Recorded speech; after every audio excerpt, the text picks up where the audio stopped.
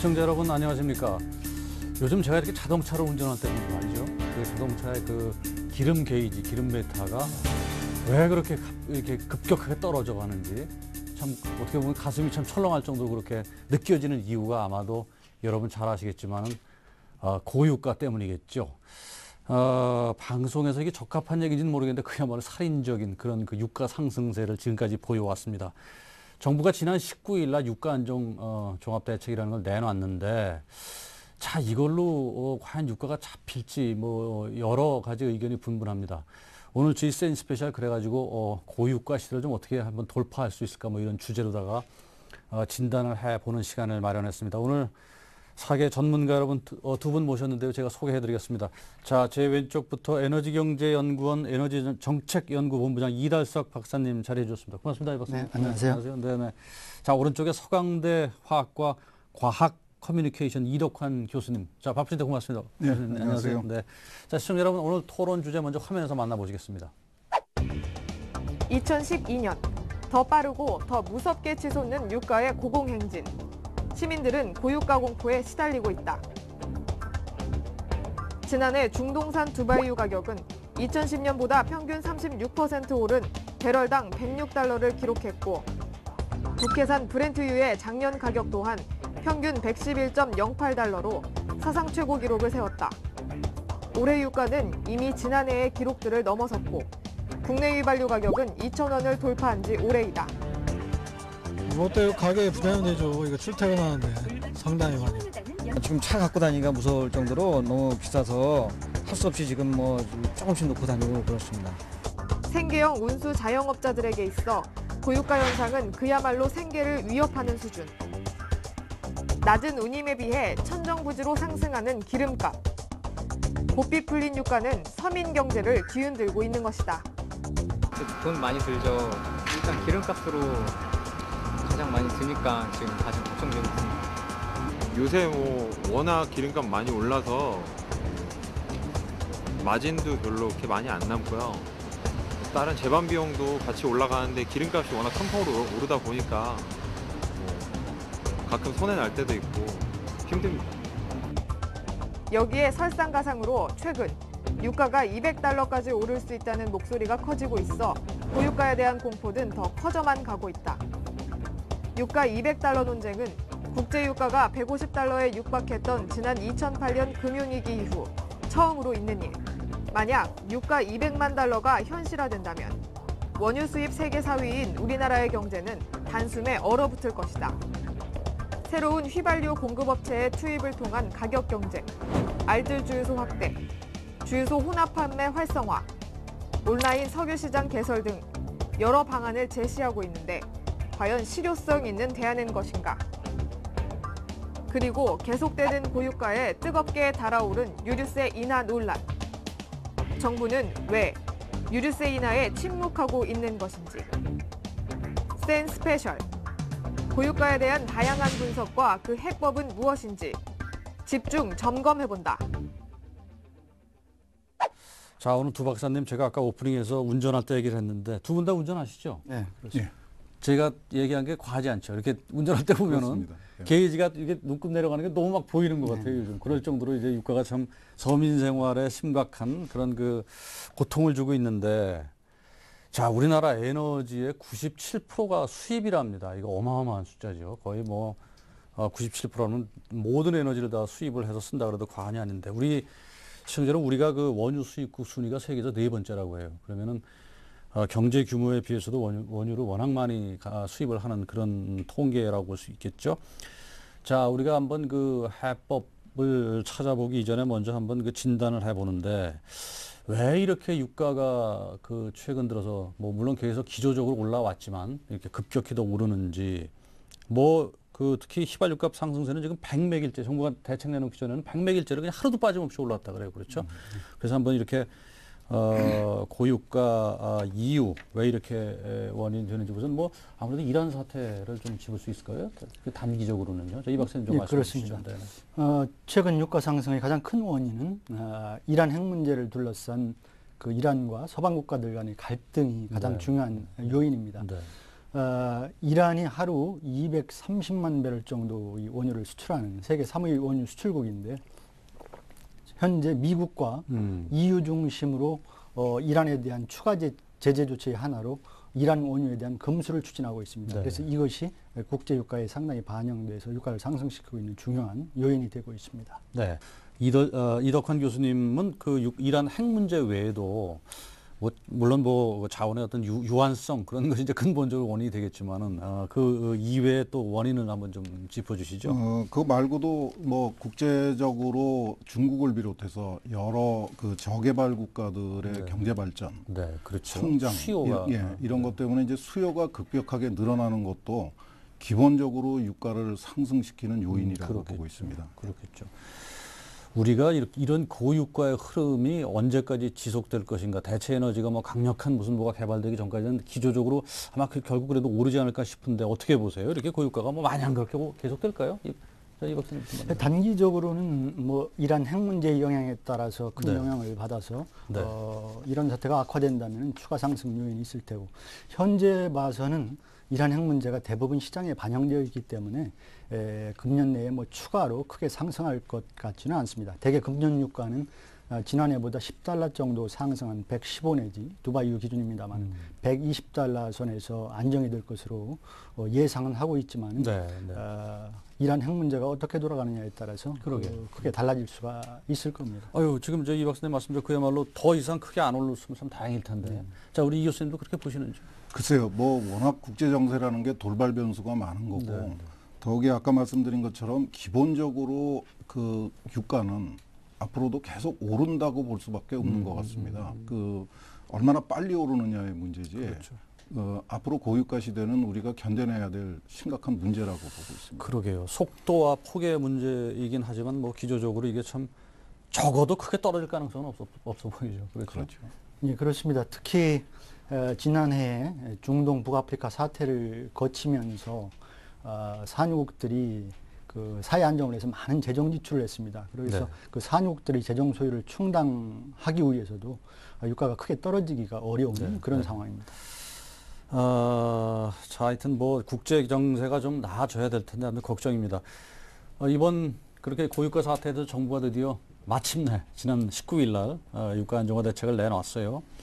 여러 가지 안에서 이제 그 삼성 토탈의 시장 공급업체 시장의 진입이 이제 가장 큰 이슈로 우리가 짚어볼 수 있겠는데 전체적으로 이번 그 조치, 정부의 지난 19일 날 유가 안정화 조치를 한번 크게 전체적으로 어떻게 보시는지를 한번 우리 이 교수님부터 먼저 좀 평가를 좀 해주시죠. 글쎄요, 저는 좀 그 정부가 애써 마련한 정책을 이렇게 말씀드리기가 좀 송구스러운 면이 있습니다. 근데 작년부터 정부가 그 대통령의 기름값이 묘하다는 발언 이후로 계속해서 정말 그 적극적인 정책을 쏟아내고 있는데 그동안에 저는 개인적으로 한 번도 만족스럽다고 생각해 본 적이 없습니다. 그리고 지난 4월 19일 날 발표한 정책도 한마디로 굉장히 실망스럽고 실효성을 기대할 수 없고 심지어는 어처구니 없는 것이다. 이렇게까지 제가 표현을 했습니다.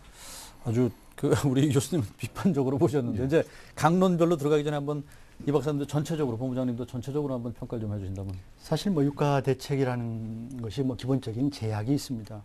국제 유가의 기본적인 상승은 국제 유가에 의해서 국내 유가가 상승하는 것이기 때문에 우리가 그 통제할 수 없는 외생 변수를 두고 우리가 정책 수단을 강구하다 보니까 그 제약이 있는 건 사실입니다만은 정부는 가능한 한 석유 시장의 경쟁을 촉진시켜서 그 경쟁의 압력을 통해서 석유 가격을 인하시키려는 그러한 노력으로 이해를 해야 된다고 생각합니다. 네. 자, 우리 본부장님보다는 이 교수님이 조금 더 많이 비판적으로 보셨는데 어쨌든 바로 지금 본부장님 말씀하신 게 결국 삼성 토탈이라는 새 휘발유 공급업체를 시장에다 투입을 하겠다라는 걸로 이제 요약이 되겠죠. 여러 가지 말들이 많아요. 과연 이렇게 제5의 정유사가 투입이 돼서 과연 유가가 잡히는 것에 대한 실효성 부분에 대한 여러 가지 회의론도 나오는데 먼저 그 부분을 이 교수님이 좀 말씀해 주시죠. 네. 예, 먼저 이 과점 구조에 대한 지적이 아주 많습니다. 근데 과점 구조는 어제 오늘에 만들어진 게 아니고 우리가 정유산업을 시작했던 40년, 50년 전부터 우리가 견뎌낼 수밖에 없었던 그 현실입니다. 정유사라는 게 뭐 200만 원, 2천만 원 가지고 만들 수 있는 것도 아니고 대기업 진입밖에 안 되겠죠. 그렇죠. 대기업 수준이 아니라 10조, 20조가 들어가는 그렇죠. 네. 그 엄청난 그 시설 투자가 필요한 그 산업입니다. 먼저 이 삼성토탈이라는 회사에 대해서 좀 말씀을 드려야 되겠는데 삼성토탈은 정유사가 아닙니다. 휘발유하고 경유를 생산하는 회사가 아니고요. 그 원유를 들여다가 부분 가공해가지고 석유화학 제품을 만드는 회사고요. 그 과정에서 이 휘발유하고 경유의 반제품이 나오고 그것을 주로 이제 일본으로 수출하던 회사인 걸로 알고 있습니다. 그러니까 지금 삼성토탈이 석유 시장에 들어온다고 해서 삼성토탈이 휘발유 경유를 생산해서 석유 시장에 들어오는 게 아니고 반제품을 그 납품을 하게 됩니다. 그러면 석유공사가 이 정유사 역할을 해줄 것인지 전 거기서부터 좀 의문이 들고 있습니다. 삼성이 원해서 들어온 건지 정부가 유도를 한 건지는 저도 잘 모르겠는데 자, 이 삼성토탈 과연 정유업자로서의 능력에 대해서 우리 교수님이 조금 회의론을 피셨어요. 이게 과연 능력이 될까? 어떻게 뭐 그렇게 정리가 될 텐데 공급에 문제가 없을까요? 우리 이 본부장님 어떻게 보시는지? 뭐 말씀하신 것처럼 삼성토탈이라는 것이 석유화학 부산물을 통해서 휘발유를 생산하는 업체이기 때문에 석유 시장의 과점 체제를 근본적으로 바꾸기를 기대하기는 어렵고요. 현재 정부가 삼성토탈을 투입한 것은 그 알뜰주유소에 공급하는 그 물량을 그 부산물을 통해서 공급을 하면은 다소간의 그 정유사들과 경쟁이 촉진되지 않을까 하는 그런 정도의 효과를 기대한다고 볼 수가 있을 겁니다. 네. 그럼 알뜰주유소도 지금 사실 뭐 알뜰주유소에 대한 얘기도 말들이 많죠. 이거 삼성토탈이 정유를 공급함으로써 알뜰주유소가 정말 실효성 있게 소비자들에게 가격이 내렸다라는 피부로 와닿는 어떤 체감 효과를 줄지 어떻게 봐야 될까요? 뭐 그럴 수 있을까요? 알뜰주유소 쪽 그 관점에서 좀 봐 주시죠. 네. 앞에서도 말씀드렸습니다만은 휘발유의 경우를 보면 석유 가격을 구성하는 전체 중에서 약 47%가 국제 유가 부분이고 또 47%는 세금 부분입니다. 나머지 6% 정도가 정유사나 주유소의 그 유통 비용, 공급 비용과 마진으로 구성되어 있기 때문에 국내 유가를 어떤 경쟁 촉진을 통해서 현저하게 낮출 수는 없다고 봅니다. 단지 중장기적으로 알뜰주유소를 비롯한 그 비브랜드, 정유사 이외의 상표의 주유소를 더 많이 늘려서 정유사와 그 비브랜드 주유소 간의 그 경쟁을 좀 촉진시키는 그런 효과를 통해서 가격 인하도 중장기적으로 기대하는 그러한 목적이라고 봐야 될 것 같습니다. 이 교수님은 삼성토탈의 시장 진입에 대해서 좀 알뜰주유소로 좀 좁혀가지고 어떻게 가격 인하 효과가 좀 있을까요? 저는 뭐 지금 이 박사님 말씀하신 것처럼 저는 굉장히 회의적입니다. 우선 알뜰주유소라는 개념 자체에 대해서 저는 상당히 그 회의를 가지고 있습니다. 알뜰주유소는 우선 몇 가지 문제를 좀 지적해드리고 싶은데 알뜰주유소는 주유원이 기름을 넣어주는 일반 주유소하고는 다른 형태로 운영이 되고 있습니다. 네. 그러니까 알뜰주유소가 싸다는 게 일반 주유소보다 당연히 싸야죠. 주유원이 없으니까. 그것만으로도 그 가격 서비스를 줄인 거죠. 그렇죠. 그러니까 그 이제 기름값이 비싸다 그러니까 꼭 이런 것 같습니다. 그 고급 호텔의 중국집에 가서 짜장면 먹지 말고 동네 분식집에 가서 먹어라. 그것도 다 똑같은 짜장면이다. 이런 식의 이야기하고 똑같은 것 같고요. 그보다 더 심각한 문제는 이제 알뜰주유소에 대해서 정부가 세제나 재정 지원이나 정책적 배려를 하고 있습니다. 그 이번에 발표한 안에도 보면은 뭐 5천만 원을 지원한다 이런 얘기가 들어있던데 그 돈이 어디 땅에서 솟아나온 돈이 아니고 제 주머니에서 나간 돈입니다. 납세자의 주머니에서 나간 돈입니다. 그러니까 설사 알뜰주유소에서 가격이나 효과를 본다고 하더라도 저희가 한쪽 주머니에서는 기름값을 조금 아끼고 다른 쪽 주머니에서는 세금을 더 많이 내거나 아니면 더 중요한 용도로 쓰여야 될 세금이 알뜰주유소로 그 기본적으로는 운전자들한테 돌아가는 거죠. 그 중에는 정부가 강조하는 벤츠 타고 다니는 그 운전자도 있습니다. 자, 이게 어떻게 보면 참 지금 이 교수님- 앞에서 네. 교수님께서 중국집, 분식집 예를 드셨는데 사실은 알뜰 주유소는 오히려 그러한 목적을 위해서 도입됐다고 볼 수가 있습니다. 소비자들은 그 서비스를 많이 원하고 높은 가격을 지불할 의사가 있는 소비자가 있는 반면에 조금 서비스는 적어도 낮은 가격의 석유 제품을 주유받기를 원하는 소비자가 있습니다. 그래서 소비자 선택권이 다양화될 수 있는 것입니다. 그래서 그런 측면은 긍정적인 면이라고 볼 수 있겠죠. 그 주유소들이 사실은 서비스 없애버리면은 그 정도 가격이나 효과는 그렇죠. 어떻게 그거는 볼수 있다고 정부가 나설 일이 아니라고 저는 생각합니다. 이건 확실하게 정부의 부당한 시장 개입이고 네. 지금 이 박사님이 말씀하신 그 소비자의 선택권이라는 거 굉장히 중요합니다. 다양한 그렇죠. 예. 서비스를 제공하는 주유소가 필요한 건 사실인데 그거는 소비자하고 주유소가 선택할 일이지 정부가 나서서 재정 지원을 해주면서까지 동네 분식집을 만들어라. 이거는 시대착오적인 발상입니다. 자, 삼성 토탈의 시장 진입과 함께 또 한 가지 나온 중요한 대책 하나가 지금 우리 이 본부장님 말씀대로 주유소에서 혼합 판매 허용 문제인데요. 이렇게 혼합 허용을 하면은 과연 기름값이 낮춰지는데 효과적일지도 의문이고 저는 개인적으로 참 이렇게 되면 혹시 그 요즘 뭐 농산물도 이렇게 브랜드가 있다 그러는데 이게 석유 이렇게 서로 혼합 판매가 과연 현실적으로 가능한 건지 혹시 가짜 석유 문제 같은 건 없는지 뭐 이런 부작용까지 포함해가지고 우리 교수님이 이 문제를 한번 좀 짚어주세요. 과연 이게 뭐 효율성이 있는 제도일까요? 어떨까요? 저는 효율성은 당연히 없을 거라고 보고요. 소비자들을 혼란스럽게 만들어서 석유 시장을 더욱 어렵게 만들 거라고 봅니다. 우선 혼합 판매라는 것은 정유사들이 상표권을 포기해라 하는 주장하고 똑같습니다. 그런데 실상은 우리나라 정부도 외국의 명품을 엉터리로 만든 짝퉁에 대해서는 엄격하게 단속을 해주고 있습니다.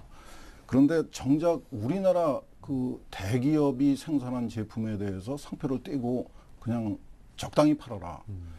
이런 발상이 어떻게 나올 수 있는 건지 품질에 대한 이야기들을 많이 하고 있습니다. 사실 우리 정유사들의 경쟁력이 상당히 높은 수준이기 때문에 섞어도 품질 기술적으로는 아무 문제가 없을 겁니다. 그런데 우리의 정제 기술이 높다는 얘기죠. 그렇죠. 이따가 다시 한번 말씀을 드리겠습니다. 이천의 쌀하고 나주의 쌀을 섞어서 밥을 한다고 해서 문제가 될 수는 없는 거죠. A 정유사의 기름하고 B 정유사의 기름을 섞는다고 해서 문제가 되는 것이 아니라 이거는 정유사의 입장에서 보면은 자기의 브랜드 가치를 포기하는 거고요. 소비자의 입장에서는 선택권이 없어지는 겁니다.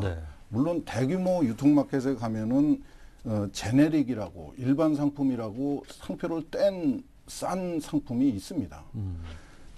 기름 시장에서도 그런 게 필요하다고 아까 이 박사님께서 말씀하셨는데 이 무폴 주유소 아예 처음부터 상표를 뗀 석유 제품을 파는 주유소를 만드는 것에 대해서는 저도 동의를 합니다. 그런데 폴을 가지고 있는 주유소에 실제로 들어갔는데 그 회사 제품이 아닌 다른 정유사의 제품이 내 차에 들어간다.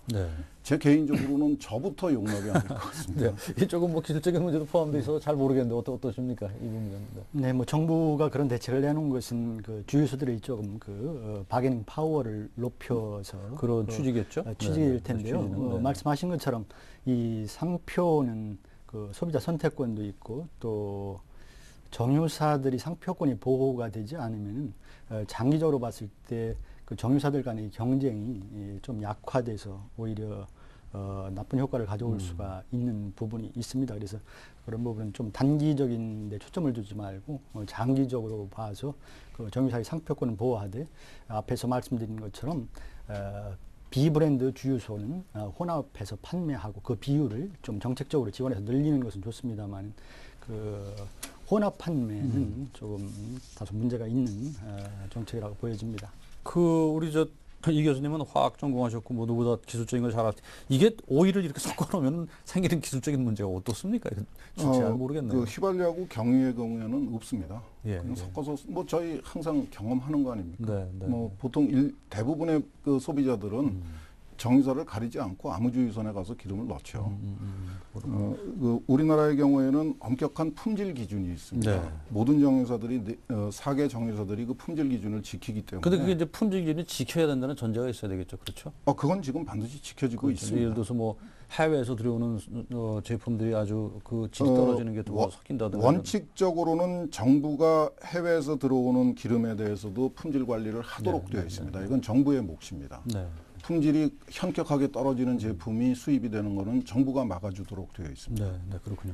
자, 그 다음에 나온 조치가 이제 저 이 본부장님 온라인 석유 시장을 국내 최초로 문을 이제 열어서 우리가 이렇게 그 가격을 좀 인하하자는 얘기도 이제 이번 대책에 포함이 됐어요. 그렇죠? 온라인 뭐 어떻게 하는 거예요, 이게? 그 온라인 석유 시장은 휘발유하고 경유 이 현물을 그 도매 실수요자들 간에 그 온라인으로 거래하도록 하는 그 전자상거래 시스템을 말합니다. 네. 정부가 이것을 도입한 이유는 이 전자상거래를 통해서 석유 제품이 사고 팔다 보면은 국내 수급 상황을 반영하는 적절한 가격이 형성될 테고 그 가격이 시장 전체적으로 영향을 줄 수 있다. 그런 판단에서 실시한 것으로 알고 있습니다. 그러나 이 시장이 잘 형성되기 위해서는 다수의 공급자와 다수의 수요자가 요구가 되는데 어느 시장이나 막론하고 현재는 좀 수요자나 공급자 폭이 적어서 그렇게 활성화되지 못하고 있는 것으로 알고 있습니다. 글쎄 이 대책이 나오고서 지금 도하 언론들이 뭐 이게가 거의 뭐 효과가 과연 있느냐에 대해서 특히 이 부분에 대해서 어느 신문 같은 경우는 토업으로 쓴 것도 신문들도 있고요. 이게 결국 무슨 실효성이 별로 없다. 특히 물론 다른 쪽도 그렇지만 특히 이 부분 온라인 석유 시장 전자상거래 부분에서 대기업들 그 석유 메이저들이 지금 참여를 안 한다고 그래요. 그래서 참여를 할 수가 없는 상황입니다. 네, 네. 이 온라인 석유 시장하고 사실은 혼합 판매하고 같이 가는 정책입니다. 그렇죠. 예. 왜 이 두 가지 정책이 의도는 좋습니다. 의도는 좋은데 우리 사회에서 실현이 안 되는 분명한 이유가 있습니다. 아까 시작을 하면서 우리가 세계에서 4위로 많은 양의 원유를 도입하는 국가로 알려져 있는 소개를 하셨는데 실제로는 우리의 정유 능력은 세계 5위 내지 6위입니다. 엄청난 양의 원유를 들여다가 석유 제품으로 만들어서 석유 한 방울도 안 나는 나라예요. 한 나라인데 우리나라가 지금 1사분기에는 휘발유하고 경유 수출액이 수출 품목 중에서 1위를 차지했습니다. 그렇죠. 작년에는 2위를 차지했고요. 네. 우리나라가 특이한 나라입니다. 이 온라인 시장이 안 되고 무폴 주유소가 그렇게 확대가 안 되는 이유입니다. 우리 4개 정유사가 세계 6위 규모의 석유 처리 정제 능력을 가지고 있습니다. 그러니까 그 중에 절반 이하를 내수 시장에다 풀어놓고 55% 이상을 수출을 하고 있습니다. 그러니까 지금 가격에 대해서 정부가 나서서 불안감을 조성을 해가지고 굉장히 문제가 많은 것처럼 소개가 되고 있는데 실제로는 지난 10여 년 동안 수입 휘발유, 수입 경유가 없었습니다. 사실은 그 10년 전, 90년대 10여 년 동안은 수입 휘발유, 수입 경유가 꽤 많이 들어왔었습니다. 근데 2000년대 초반에 우리가 가격을 결정하는 구조를 바꾸고 나서는 정부도 인정하다시피 우리의 내수 시장의 공장도 가격이 싱가포르 국제시장에 맞춰져 있기 때문에 수입을 해올 인센티브가 없어진 나라입니다. 그러니까 이 무폴 주유소나 온라인 시장이 활성화되기 위해서는 수입 물량이 있어야지 되는데 우리나라는 수출 주도를 하는 나라고요. 석유 제품에 관해서는 특히 우리 주변에 있는 일본이나 중국도 우리 제품을 수입해다 쓰는 나라들입니다. 그러니까 우리나라에 석유 제품이 들어오려면은 미국에서 건너오거나 아니면 싱가포르 시장에서 돌아다니는 덤핑 제품, 불량 제품이 들어올 수밖에 없습니다. 이 본부장님 지금 어쨌든 뭐 알뜰 주유소도 그렇고 혼합 판매도 그렇고 결국 물려 있는 이제 온라인 시장, 전자상거래 시장도 그렇고 결국 이게 정유사들이 참여를 좀 해줘야 될 텐데 이거를 어떻게 유도한다고 할까요? 어떻게 기업들의 참여를 좀 끌어낼 수 있는 안이 좀 있을까요? 당장에 정유사사는 기존의 경쟁 틀에서 새로운 경쟁 틀을 네. 정부가 만들 때 뭐 적극적으로 참여를 기대할 수는 없습니다. 그러나 정부가 여러 가지 지금 정책 수단들을 강구하고 좀 시간을 두고 정유사들이 그 경쟁의 환경에 노출돼서 정유사들도 그 시장에 참여할 필요가 있는 그런 상황을 계속 조성해 나가야 된다고 봅니다. 네. 그 한 예로 예를 들어서 앞으로 비브랜드의 그 무풀 주유소가 많이 늘어나게 되면은 정유사들도 그 주유소에 공급할 유인이 생기는 것이고, 그래서 전체적으로 이제 시장의 경쟁이 촉진되는 그러한 상황을 좀 기대해 볼 수 있는 것이고요. 그것을 너무 단기적으로 어떤 제도를 만들어 놨는데 그 정유사들이 당장에 그 참여를 기대하기는 어렵다고 보여집니다. 네. 뭐, 그런 면도 있겠죠. 그 일리가 있는 말씀이신데. 근데 지금 요번에 나온 유가 안정 대책을 전체적으로 우리가 어떤 그 프레임을 이렇게 짜보면 말이죠. 결국 유통 구조를 개선하고요. 또 경쟁을 유도한다. 이런 소위 공급에 대한 공급 사이드 쪽 측면의 대책인 것 같아요. 어떻게 보면은 소비자에 대한 직접적인 수요 대책 부분은 전혀 지금 언급이 없단 말이에요. 이런 균형, 이거를 이번에 나온 이 전체적인 윤곽이 이렇게 정리가 된다면은 과연 유가 대책이 조금 더 개선돼야 될 부분이 어떤 부분인가를 조금 말씀해 주시죠. 저는 전혀 좀 다른 생각을 좀 해봤으면 싶습니다. 아까도 말씀드렸다시피 우리 사회에서 정유산업은 과점 구조일 수밖에 없는 현실입니다. 지난 50년 동안 그런 과점 구조로 유지가 되어 왔고, 과점 구조가 일반적으로는 나쁜 것으로 알고 있습니다. 그런데 반드시 나쁜 것이냐? 저는 그렇게는 아닌 것으로 알고 있습니다. 예를 들어서 IMF가 끝난 후에 우리 은행업에 대해서는 규모의 경제가 필요하다 그러면서 통폐합을 정부가 나서서 유도를 한 적이 있습니다. 실제로 우리 정유사들 아까 말씀드렸다시피 4개 정유사가 세계 6위의 그 정제 능력을 가지고 있습니다. 그 규모의 경제 탓에 우리 정유사가 세계 최고 수준의 탈황 시설을 갖추고 있고 고도화 시설을 가지고 있습니다. 그러니까 기술 투자를 충분히 할 수 있어서 일본보다도 휘발유 경유의 품질 기준이 훨씬 더 강화된 상태로 우리가 운영을 하고 있습니다. 그래서 제 생각에는 이렇게 정부가 나서가지고 정유사, 주유소, 소비자 이렇게 해서 서로를 믿지 못하게 갈등 구조를 만들어낼 것이 아니라, 저희가 이미 해본 적이 있습니다. 90년대 초반에 우리가 정유사를 민영화를 했습니다. 국영에서 민영화를 하면서 가격 결정 구조에 대해서 한번 사회적 합의가 있었습니다.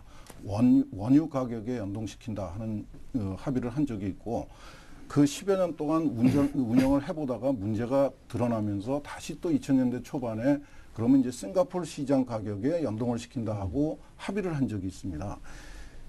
소통이 강조되고 사회적 합의가 중요한 민주화된 사회입니다. 네. 이렇게 아까 말씀드린 것처럼 갈등을 유발시킬 것이 아니라 정부가 대승적인 입장에서 나와서 정유사하고 주유소하고 일반 소비자들하고 모여가지고 더욱 합리적인 그 가격 결정 구조 방법이 무엇일까 하는 거를 좀 허심탄회하게 논의를 해가지고 합리적인 방안을 찾아내려는 노력이 저는 지금 훨씬 더 절실하다고 생각합니다. 네. 규모의 경제를 말씀하셨는데 아주 좋은 지적이라고 생각이 됩니다.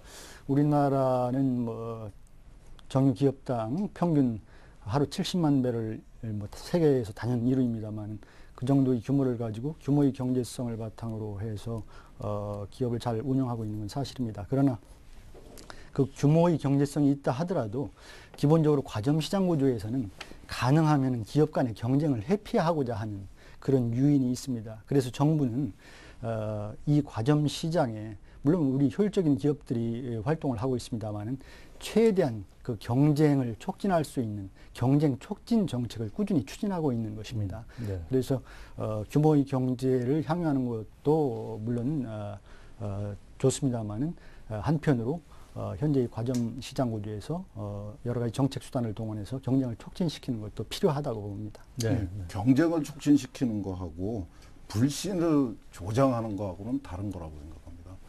그 정유사가 그 기름값을 내리는 것은 소비자한테 도움이 되고, 유류세를 내려가지고 기름값이 내려가면 소비가 늘어나서 문제가 되고, 이런 식의 자가당착적인 그 주장을 하면은 그건 좀 심각한 문제라고 봅니다. 네. 이 정부가 우리 정부가 하고 있는 얘기입니다. 유류세를 내려야 된다. 그러면 유류세를 내리면 소비자 가격이 내려가서 소비가 늘어나서 문제가 발생한다. 시장 경쟁을 촉진시키고 유통구조를 개선해서 가격이 내려가면은 그럼 소비가 줄어든다는 보장이 있습니까? 이렇게 그 앞뒤가 안 맞는. 자, 얘기 나온 김에 예, 우리 그 문제에 대해서는 예. 일단 그 시장의 경쟁을 통해서 기업들이 비용을 절감하고 그 비용이 절감된 부분이 그 석유 가격 인하로 연결되는 것과 정부가 인위적으로 세금을 인하해서 그 가격을 조정하는 것과는 그 사회적 후생 효과에서 큰 차이가 있습니다. 정유사들이 효율적으로 공급하고 주유소들이 효율적으로 공급해서 가격이 떨어지면은 그건 순전히 그 사회적 후생으로 증가가 되지만은 세금을 인하할 경우에는 그 세수 감소분만큼 재정 지출이 줄어들게 되고 그 부분에 대한 만큼은 또 그 사회적 후생이 감소하는 부분이기 때문에 그 물론 소비자들이 느끼는 혜택은 똑같을지 모르지만은 전체 국민 경제적 후생 관점에서는 큰 차이가 있다는 말씀을 드리고 싶습니다. 자, 그렇게 해서 이제 정부가 어쨌든 유가안정 대책에 따라 내놓은 유가안정 대책에 따라서 휘발유 값의 인하를 한 리터당 30원에서 40원 정도로 예상을 하는데 만약에 유류세를 인하를 이렇게 한다면은 그 체감 효과가 어떻게 될까요? 그것도 뭐 그대로 떨어지는 것만큼 소비자한테 혜택이 돌아가는 겁니까? 어떻습니까? 네. 그것은 뭐 유류세 인하의 폭을 어떻게 가져가느냐 하는 따라 다르겠죠. 문제이고요. 기본적으로 이제 정부가 지금까지 그 고유가 상황에서도 유류세를 조정하지 못하는 이유는 아까 뭐 세수 이야기가 나왔습니다만은 세수 감소에 따른 그 재정 운용의 그 안전성, 건전성을 고려해서 그렇다고 보여집니다. 그러나 이런 부분은 있습니다. 지난해 국제 유가가 많이 상승했기 때문에 그 국제 유가 상승으로 인해서 관세와 부가가치세가 추가로 징수된 부분이 있습니다. 그 부분을 가지고 만약에 그 유류세 인하를 검토해 본다면 대략 리터당 60원 정도의 인하 재원은 될 수 있습니다. 예. 그 부분에 대해서 제가 좀 추가로 더 말씀을 드려야 되는데 그 이 박사님이 정확한 자료를 제공해 주셔서 감사합니다. 그 유류세의 핵심은 교통에너지 환경세라는 겁니다. 거기에 이제 뭐 주행세, 교육세 이런 것들이 잔뜩 붙게 되는데 교통에너지 환경세는 그 국회에서 정하기를 리터당 460원 정도, 475원. 예, 475원 정도로 결정이 되어 있고 정부가 시장 상황에 따라서 플러스 마이너스 30% 범위 내에서 할증을 하거나 할인을 하도록 되어 있습니다. 이 고유가 시대에 놀랍게도 정부는 지금 11% 할증을 해서 받고 있습니다. 네. 한 50원 가까이 할증을 하고 있습니다. 그러니까 아마 지금 이 박사님이 말씀하시는 60원 정도의 할인 효과가 있다는 거는 그 45원을 그 50원 정도를 포함한 거죠. 할증한 거를 포함한 거죠. 아니, 그 할증 문제가 아니고 제가 말씀드렸던 것은 지난해 국제유가의 상승에 따라서 추가로 세수가 확보된 부분을 가지고 그렇죠. 휘발유, 경유, LPG에 그 유류세를 인하했을 경우를 그 계산해 본 것입니다. 그러니까 지금 말씀하시는 게 지금 정부가 정말 저는 부당하다는 표현을 쓰고 싶은데 한쪽으로는 서민들의 주머니 사정을 걱정을 하면서 11%나 할증을 해서 걷어가고 있습니다. 거기다가 지금 아까 말씀하신 그 추가 세수를 더 올리고 있는 거죠. 그러니까 그것만 포기하더라도 할증한 것을 완전히 포기하고 할인을 해줄 수도 있는 겁니다. 네.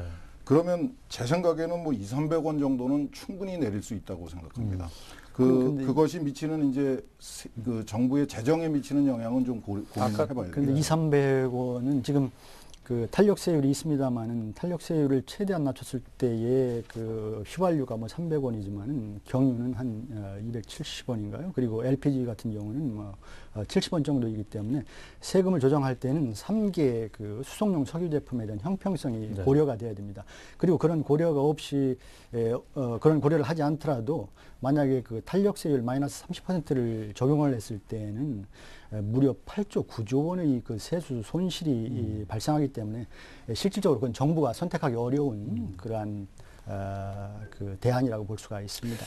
자, 우리 뭐 지금 복지 문제도 날리고 뭐 어쨌든 나라가 돈 써야 될 때는 많은데 세수가 이렇게 부족하면은 이것도 분명히 문제지만 지금 어떻게 이걸 해결하느냐의 문제는 오늘 초점에서 조금 벗어나기 때문에 이거는 저희들이 논외로 하고요. 자, 이 교수님 그러면은 지금 우리가 유가가 올라가도 소비는 줄지 않는단 말이에요. 예. 그럼 이게 그런데 유류세까지 떨어뜨려 버리면 아까도 뭐 잠깐 그런 얘기가 나오긴 나왔지만은 유류세 떨어뜨려 버리면 이 소비가 그야말로 정부가 우려만큼 예를 들어서 폭발적으로 늘지 않겠냐라는 그런 점. 그래서 뭐 저탄소 녹색 성장에도 이게 많이 석유 제품 많이 쓰면 위배된다 이런 주장 어떻게 보세요? 심각합니다. 네. 사실은 저는 개인적으로 이런 생각을 하고 있습니다. 지난 1년여 동안 정부가 마치 굉장히 좋은 정책 수단을 가지고 있는 것처럼 국민들한테 인상을 줬습니다. 국제 원유 가격이 오르더라도 정유사들 사이의 경쟁을 촉진하고 시장의 유통 구조를 개선하면은 우리는 그 영향을 받지 않을 수 있다는 식의 인식을 심어준 것 같습니다. 그래서 우리 국민들이 지난 1년 동안 원유가가 올라도 무신경해졌어요. 그래서 뭐 한 10여 % 이상의 소비 증가가 나타나고 있습니다. 그 소비 증가의 핵심이 무엇인가에 대해서도 또 이견이 있더라고요. 그런데 더 중요한 문제는 우리가 지금 이 국제적으로 불안정한 사회에서 고유가 시대를 맞이하면서 유가 인하 노력을 하고 있다는 게 저는 좀 의아스럽습니다. 네. 이게 고유가가 우리 사회에 미치는 영향은 운전자들의 주머니에 미치는 영향보다 훨씬 더 심각한 게 산업에 미치는 영향입니다. 근데 지난 1년 동안에 저는 우리 정부가 그런 걱정을 하는 거를 들어본 적이 없습니다. 이 고유가 시대에 대한 진짜 에너지 대책이 필요합니다. 단순히 10원, 20원 깎아주는 게 중요한 것이 아니고 우리가 에너지를 최대한도로 절약해서 쓰고 최대한도로 합리적으로 써야지 됩니다. 자, 우리 지금 유류세 인하 문제 나오다가 또 자연스럽게 이제 이 문제로 넘어갔는데 마침 또 시간이 다 돼가지고요. 유류세 인하 문제는 여기서 일단 이거 갖고 따로 한번 토론을 또 해야 되겠죠. 이 문제는 접고 이제 지금 이 교수님 말씀하신 그럼 앞으로 우리가 어떻게 해야 될 것인가 하는 대안 쪽으로 좀 넘어가 볼까요? 예. 지금 자 이다석 박사님 지금 우리나라 자원 확보 그리고 에너지 개발 분야 어떤 노력들이 있습니까? 이거 뭐 오일 샌드 뭐 그런 얘기도 있고 뭐 지금 MB 정부 들어가지고 여러 가지로 지금 나온 건 많은데 뭐 얼마 전에도 뭐 크루드 원유 이쪽 유전 개발 쪽에서 1,800억 불 손해 났다고 또 이런 보도 나오고 참 뭐 알 수가 없어요. 어떻습니까? 뭐 우리나라가 석유, 석탄, 가스 등 에너지원을 해외에서 개발하기 위해서 많은 노력을 하고 있습니다. 특히 석유 사업의 경우에는 현재 25개국에서 무려 200개가 넘는 그런 사업을 펼치고 있습니다. 실제 원유를 생산하는 그런 사업도 대략 50개 정도가 되고 나머지는 개발, 그리고 탐사 사업을 진행시키고 있습니다. 그래서 우리가 해외에서 생산하는 원유가 이미 2010년을 기점으로 하루 30만 배럴을 넘어섰고 또 매장량도 또 20억 배럴 이상 이렇게 확보를 했습니다. 그래서 우리가 전체 도입하는 석유 가스의 양에서 이 자주개발 소위 해외에서 개발한 자주개발 원유의 비율이 현재는 14%까지 올라와 있고 앞으로 정부가 목표로 하는 것은 2016년까지 이 비율을 28%까지 이제 올리겠다 하는 그런 목표를 가지고 아주 공격적으로 해외 자원개발 투자를 하고 있습니다. 네. 고도화 설비 쪽은 아까 우리 교수님 말씀해주신 우리가 상당 수준인데 그쪽은 조금 더 개선의 여지가 없는 건가요? 고도화 설비는 최근에 우리 정유사들이 투자를 한 걸로 알고 있고요. 그렇군요. 지금 그런 면에서는 우리 정유사들이 세계 최고 수준인 걸로 알고 있습니다. 그런데 지금 자원 확보 굉장히 중요합니다. 이건 절대로 늦출 수 없는 거고. 국가의 미래를 결정짓는 얘기죠. 실패를 경험하더라도 지속적으로 과감하게 투자를 해야 되는데요. 그거보다 더 심각한 문제가 우리의 에너지 소비 패턴의 불합리한 점, 비효율적인 점입니다. 아까 제가 유류세를 개편해야 된다는 명분으로 유류세가 불합리하다는 말씀을 드렸는데 가장 불합리한 부분이 바로 전기하고 석유 제품의 소비 비율입니다. 저희 지난 추석 이후에 전력 대란 때문에 고민을 많이 했죠. 지난 겨울에 10% 절감을 전기 소비 절감을 했습니다. 강제로 기업에다가 결국은 기업의 생산량이 줄었겠죠. 전기는 그 최고급 에너지입니다. 네. 그런데 우리는 생산한 전기의 4분의 1을 정말로 그 단순 그 목적인 난방에다가 쓰고 있습니다. 이런 나라가 없습니다. 전기 생산하려면은 전기의 에너지 효율은 30% 이하입니다. 그러니까 난방으로 100이라는 양만큼을 쓰려면은 석탄을 300이라는 양만큼을 투자를 해야 됩니다. 이런 그 잘못된 왜곡된 소비 패턴은 바꿔야 됩니다. 그 부분은 정부 사이드일까요? 아니면 기업입니까? 아닙니다. 소비자입니까? 그게 유류세하고 직접적으로 연결이 되어 있습니다. 예. 유류세가 이렇게 과도하게 올라가면서 전기 소비가 늘어났습니다. 2000년대 초반의 일입니다. 그래서 그거를 바로잡는 네. 노력이 맞는- 무엇보다도 절박합니다. 네, 정확한 지적이신데요. 유류 세금의 문제로 전적으로 돌릴 수는 없고요. 그 에너지원 간의 지금 가격 구조가 말씀하신 것처럼 소비 구조를 왜곡시키는 것은 대단히 큰 문제입니다. 그러나 이 석유는 그 민간 기업에 의해서 그 판매가 이루어지고 있기 때문에 국제 유가 상승과 더불어서 계속 유가가 상승해 왔습니다. 반면에 그 전력 같은 경우에는 공기업이 그 전력을 공급하고 있기 때문에 원가 이하로 그 요금을 억제해서 그 물가 안정을 위해서 억제하고 있는 그런 상태이기 때문에 그 가격 구조가 왜곡되어 있고 그래서 소비 구조가 왜곡되는 측면이 강합니다. 그것을 뭐 석유류 세금이 있고 과도 이것에도 있지만은 원가를 반영하지 않는 전력 요금 체계에도 있다는 말씀을 드리겠습니다. 자, 이제 정리를 마지막으로 해야 될 시간이 됐습니다. 자, 이제까지 이제 여러 가지 말씀을 나눠주셨는데, 뭐 정책의 우선순위라 그럴까요? 우리가 좀 시급히, 지금 여러 차례 얘기가 나왔습니다만은, 정부한테 바라는 말씀이라든가 아니면 뭐 기업도 좋고요. 또 그건 소비자도 좋고, 본부장님부터 정리를 좀 해주시죠. 글쎄 하나만 가장 중요한 고유가의 장기 대응책으로 꼽으라면은 저는 에너지를 적게 쓰는 그런 사회 구조로 빨리 전환시켜 나가야 된다고 생각합니다. 뭐 산업 부분이고 수송 부분이고 뭐 가정산업 부분이고 모든 부분이 그렇습니다. 네. 특히 석유를 많이 사용하는 수송 부분의 경우에 있어서는 뭐 연비를 획기적으로 높일 수 있는 기술 개발 그리고 경차복의 확대 뭐 이런 부분들에 많은 신경을 써야 된다고 보고 있습니다. 네. 자, 마무리 좀 해주시죠. 저는 뭐 이 박사님의 마지막 말씀에 대해서 전적으로 동감을 네. 합니다. 그러면서 좀 첨언하고 싶은 것이 그 정유 산업이라는 게 우리나라의 성장을 가능하게 만들어준 기적 같은 역할을 한 그 국가 기관 산업입니다. 근데 이게 지금 와서 갑자기 그 아주 악덕 기업으로 악덕 산업군으로 폄하되고 있는 것에 대해서 저는 참 안타깝게 생각합니다.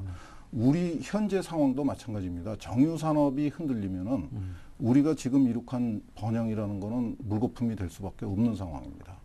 그래서 다시 한번 강조하자면은 그 정유사 주유소 소비자들을 좀 더 이렇게 같은 소통의 장에 끌어내서 부드럽게 연착륙을 시킬 수 있는 제도 개선이 좀 필요하고요. 네. 그 다음에 무엇보다 중요한 것은 이제 공급 쪽에서 그 소비를 줄이고 효율화하고 하는 것도 중요하지만은 소비자들이 선택해서 능동적으로 선택해서 효율적으로 활용할 수 있는 길을 열어줘야 됩니다. 네. 신재생 에너지 말은 굉장히 좋지만은 우리한테는 아직도 요원한 기술입니다. 있는 에너지를 우리가 확보할 수 있는 에너지를 확보하고 있는 에너지를 효율적이고 합리적으로 쓰는 네. 그런 그 방향으로 우리의 소비 패턴을 이끌어가기 위한 정부의 노력이 무엇보다 중요하다고 생각합니다. 네. 자, 50분간의 뭐 짧은 토론이었지만은 아주 좋은 내용들이 많이 얘기가 오갔어요. 두 분 감사드리고요. 오늘 이렇게 얘기를 제가 들으면서 이 참 정부 정책, 특히 에너지 정책 부분에서도 이 소통이 필요하다는 생각이 이 교수님도 많이 말씀해 주셨지만 그런 생각이 듭니다. 자, 두 분이 여러 군데에서 의견 차이를 보여주셨지만은 정확하게 일치하는 부분이 하나 있어요. 그게 뭐냐면 우리 에너지를 조금 소비적 측면에서 조금 줄일 수 있는 방안을 연구해보자라는 부분은 뭐 그건 공히 해당이 되는 말이고 실제로 중요하죠. 올여름 시청자 여러분 조금 덥더라도 에어컨 조금 덜 쓰시죠. 이렇게 좀 더울 때 덥게 지내는 것도 건강에 좋습니다. 오늘 좋은 내용 토론 두 분 감사드리고요. 시청자 여러분 다음 또 뵙겠습니다. 고맙습니다.